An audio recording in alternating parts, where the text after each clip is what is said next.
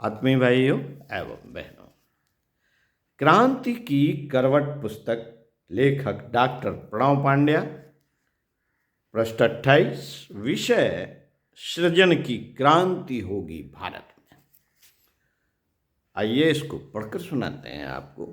साथियों, परम पूज्य गुरुदेव अपनों से अपनी बात, प्राणवान प्रतिभाओं की खोज,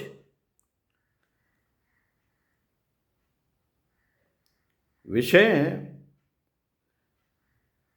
से अखंड ज्योति, अक्टूबर 1988, पृष्ठ 42 से 43 के में लिखा है, हम सभी के लिए लिखा है। वर्तमान समय विश्व इतिहास में अद्भुत एवं अभूतपूर्व स्तर का है। इसमें एक ओर महाविनाशी प्रलयंकर तूफान अपनी प्रचंडता का परिचय दे रहा है, तो दूसरी ओर सतयुगी नव निर्माण की उमंगें भी उछल रही है। विनाश और विकास एक दूसरे के प्रतिद्वंदी हैं, तो भी उनका एक ही समय में अपनी अपनी दिशा में चल सकना संभव है। इन दिनों आकाश में सघन तमिस्त्रा का साम्राज्य है, तो दूसरी ओर ब्रह्म मुहूर्त का आभास भी प्राची में उदीयमान होता दिख पड़ता है।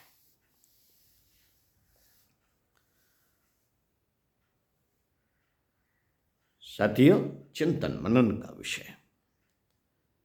इसी क्रम में लेखक ने के विचारों को आगे और पढ़ते हैं। भयावह विध्वंस के साथ सकारात्मक सृजन को मैं स्पष्ट अनुभव कर रहा। यह बात आर्नोल्ड जोसेफ टायनबी ने अपनी पत्नी श्रीमती वेरोनिका एम बेल्टर से कही। श्रीमती वेरोनिका उनकी पत्नी होने के साथ उनकी शोध सहायिका भी थी। इस समय वह अपने पति अर्नोल्ड के साथ अपने ही घर के पुस्तकालय में बैठी हुई थी। उनके साथ टायनबी के विश्वास पात्र सहयोगी विलियम रोजर्स भी थे। इस समय टायनबी अपनी आयु के 85 वर्ष पूरा कर रहे थे। उनके अध्ययन एवं अनुभव की समूचे विश्व में चर्चा होती रहती थी। उनके द्वारा लिखा गया ग्रंथ ए स्टडी ऑफ हिस्ट्री 12 खंडों में प्रकाशित हुआ था। इसे विश्व भर के सभी विश्वविद्यालयों एवं विशेषज्ञों ने सराहा था। इसके अलावा उनकी रचनाएं civilization on trial, east to west एवं हेलेनिज्म में भी बहुप्रशंसित रही है। मित्रों, अर्नोल्ड विश्व इतिहास के पारखी विद्वान थे।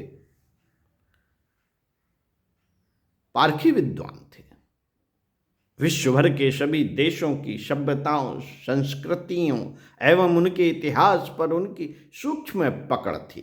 ब्रिटेन की सरकार अंतर्राष्ट्रीय मुद्दों पर हमेशा उनकी सलाह लेती थी। ब्रिटेन की सरकार अंतर्राष्ट्रीय मुद्दों पर हमेशा उनकी सलाह लेती थी। अपने जीवन के समय समय पर उन्होंने अनेकों महत्वपूर्ण दायित्व निभाए थे। विश्व के सभी इतिहास विशेषज्ञ व राजनैतिक विश्लेषक उनकी किसी भी टिप्पणी को प्रमाण के रूप में स्वीकार करते थे। विद्वान होने के साथ वह उच्च कोटि के तपस्वी साधक थे। लंदन में उनका जीवन भारत के प्राचीन ऋषियों की भांति था। दैवी विभूत के रूप में उन्हें भविष्य दर्शन की अपूर्व क्षमता प्राप्त थी। तभी तो सुप्रसिद्ध टाइम पत्रिका ने उन्हें अंतर्राष्ट्रीय संत की उपाधि दी थी। इस समय भी वह अनुभव की चर्चा कर रहे थे। यह ऐसा अनुभव था जो उन्होंने ध्यान की गहराइयों में पाया था। साथ ही उनका संपूर्ण ऐतिहासिक व राजनीतिक ज्ञान इसे सही ठहरा रहा था। वह कह रहे थे, वेरोनिका, मैंने 2 महायुद्धों को अपने सामने होते हुए देखा है। इन महायुद्धों में हुई विभीषिकाएं और त्रासदी मैंने अपने सामने प्रत्यक्ष घटित होती देखी हैं। इसमें से द्वितीय महायुद्ध में तो एक प्रकार से मेरी भागीदारी ही रही है। मैंने स्वयं जाकर हिटलर का इंटरव्यू लिया था। इस दूसरे महायुद्ध से संबंधित अनेकों शांति वार्ताओं में मेरा महत्वपूर्ण योगदान रहा है। ऐसा कहते हुए उन्होंने पुस्तकालय से बाहर खिड़की की ओर झांका और चुप हो गए। बाहर हल्की बूंदाबांदी के साथ बर्फ गिर रही थी। हल्की बूंदों के साथ झड़ते बर्फ के श्वेत कण ऐसा लग रहा था कि पुस्तकालय के बाहर अहाते में लगे पेड़ स्नान करने के साथ अपना श्रृंगार कर रहे हों। उन्हें इस तरह चुप देखकर वेरोनिका उठी और घर के अंदर से 3 कप कॉफी बना लाई। उन्होंने 1 कप कॉफी अर्नोल्ड के सामने और 1 कप रोजर्स के सामने रखी। तीसरा कप स्वयं अपने हाथों में ले लिया। अर्नोल्ड को इस तरह चुप देखकर रोजर्स ने वेरोनिका की ओर देखा, फिर धीरे से कहा, क्या सोचने लगे हो सर? रोजर्स को इस बात पर उन्होंने गंभीर स्वर से कहा।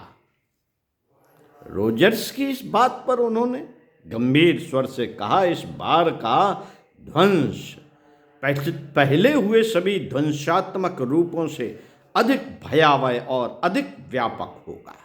लेकिन इसमें सबसे आश्चर्यपूर्ण बात यह है कि इसके साथ सकारात्मक सृजन की गतिविधियां भी चलती रहेंगी। जो ध्वंस होगा उसमें प्रकृति निर्मित एवं मानव निर्मित सभी ढांचे ढहेंगे।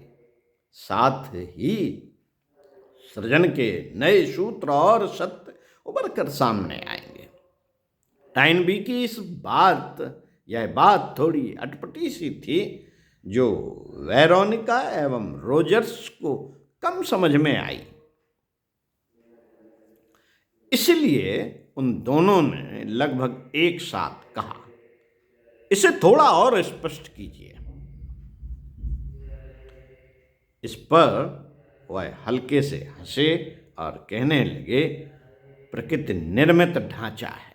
प्रकृति निर्मित ढांचा है पर्यावरण, जलवायु, मौसम, इसी के साथ प्रकृति का सहज दृश्य रूप, जैसे कि जंगल, नदियां, पर्वत आदि।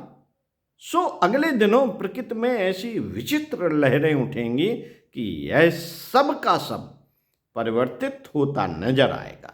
भूकंप, समुद्री तूफान, अतिवृष्टि, अनावृष्टि और भी ऐसे अनेक प्राकृतिक कारण इसके लिए जिम्मेदार होंगे। इसी तरह मानव निर्मित ढांचे भी ढहेंगे।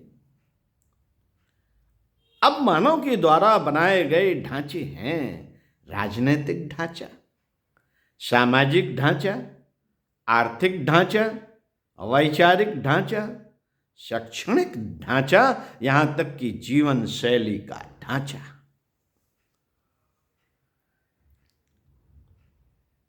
विचित्र और क्रांतिपूर्ण घटनाक्रम इतनी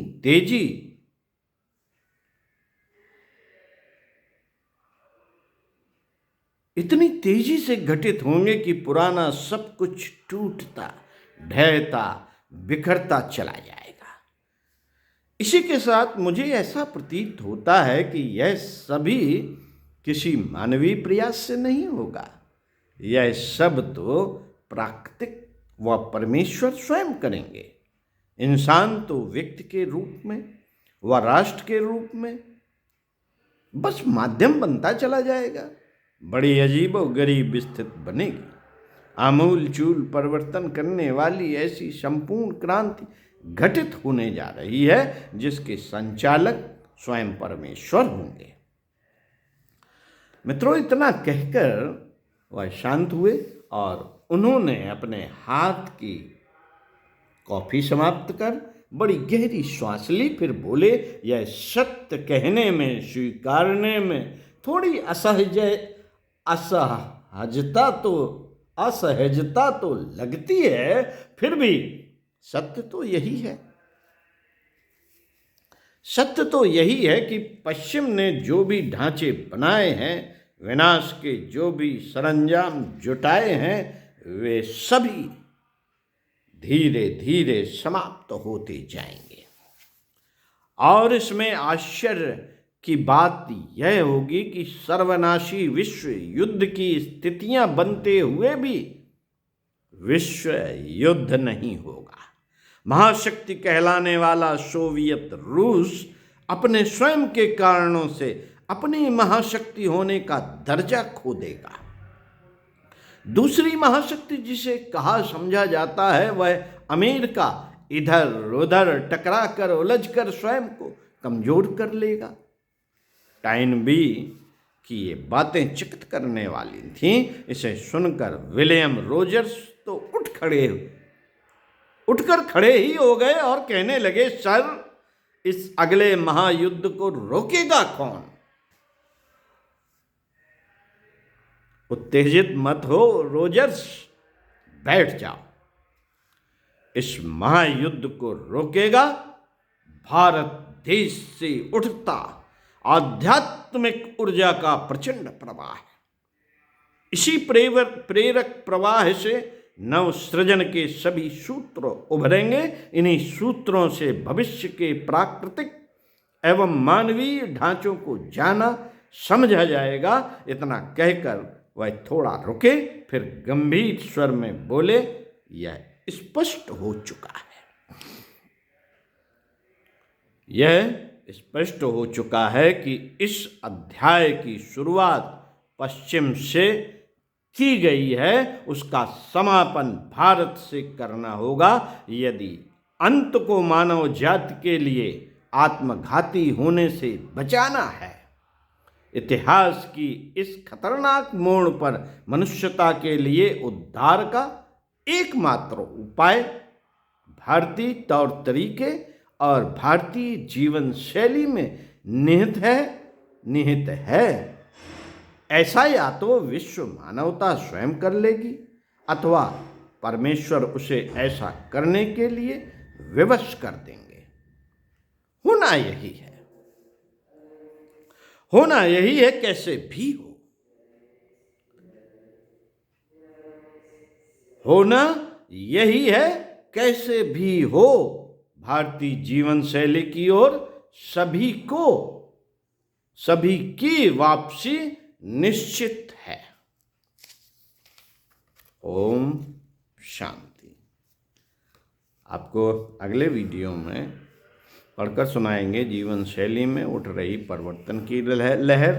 तब तक व्यस्त रहिए, मस्त रहिए, स्वाध्याय सत्संग का क्रम बनाए रखिए और चिंतन मनन जरूर कीजिए।